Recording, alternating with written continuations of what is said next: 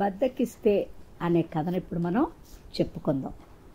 విద్యాధరుడు అనే గురువు దగ్గర మందనాథుడు అనే శిష్యుడు ఉండేవాడు. మందనాథుడిది కాస్త మందబుద్ధి. దానికి తోడు ఏ పని చేయాలన్నా బద్ధకం ఎక్కువ.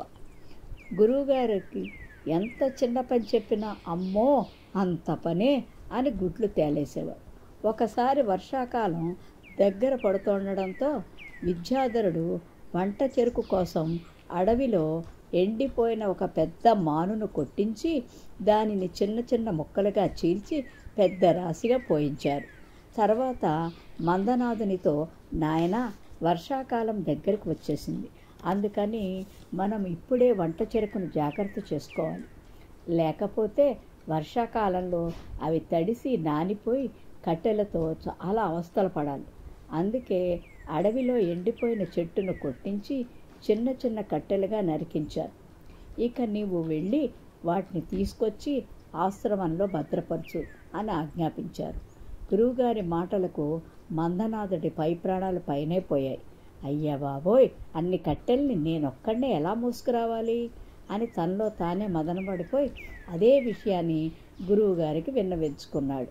దానికి విద్యాధరుడు, నాయనా, నీకు ఇది కష్టమైన పనేం కాదు. ఆ కట్టెల్ని ఆశ్రమంలో చేర్చడానికి మహా అయితే ఒకరోజు కష్టపడితే చాలు. ఇప్పుడు కష్టపడితేనే భవిష్యత్తులో సుఖపడగలం. కష్టే ఫలి అన్నారు కదా పెద్దలు.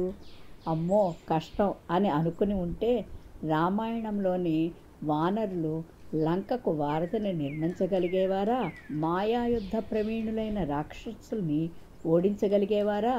అలాగే మహాభారతంలో భీష్మ, ద్రోణ, కర్ణుడి మహావీరులను గల కౌరవసేనను జయించడం అసాధ్యమని పాండవులు అనుకొని ఉంటే కౌరవుల్ని జయించగలిగేవారా?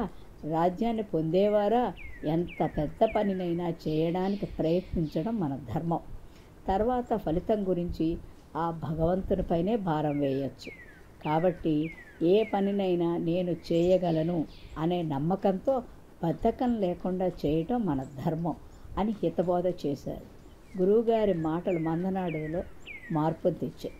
అతని బద్ధకం పటాపంచలైపోయి ఉత్సాహంగా అడవిలోకి వెళ్ళి కట్టెలన్నీ త్వరగా ఆశ్రమంలోకి చేర్చేశాడు. ఆ సాయంత్రమే ఆకాశం మేఘావృతమై ఉరుములు మెరుపులతో కసాటిగా వారం రోజుల దాకా వర్షం కురిసింది. అప్పుడు మందనాథుడు, అమ్మో, ఆ రోజు గురువుగారు మాటలు వినకుండా బద్దకిస్తే ఈ వారం రోజులు తిండి లేక నేను అవస్థలు పడాల్సి రావడమే కాకుండా గురువుగారిని కూడా ఇబ్బంది పడేటట్టు చేసేవాడిని. అందుకని ఈ రోజు నుంచి గురువుగారు ఏ పని చెప్పినా బద్దకించకుండా వెంటనే చేసేస్తాను అని అనుకున్నాడు. ఆ రోజు నుంచి మందనాథుడు గురువుగారు చెప్పిన పనులన్నీ బద్దకించకుండా చేస్తూ, బద్దకించకుండా చదువుతూ కొన్నాళ్లకు మంచి పండితుడిగా పేరు తెచ్చుకున్నాడు. కథ సమాప్తం.